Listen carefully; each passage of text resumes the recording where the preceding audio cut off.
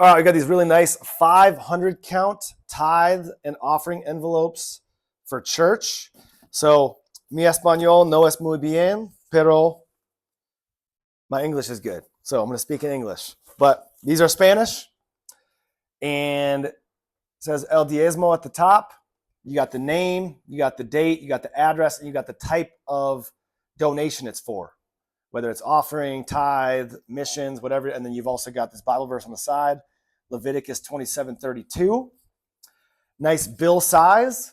The exact size is 6.3 by 3.1 inches. So perfect for bills, also checks and whatnot. But I really like the design. I like the colors.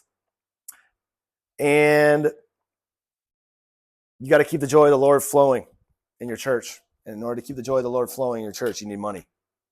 You need that abundance. That way, there's no stress. You don't have to worry about how are you going to pay the rent for the church building or whatever. You pay the staff, whatever.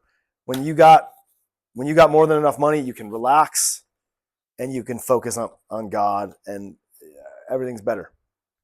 So, the joy of the Lord is my strength. It's also your strength. Highly recommend these.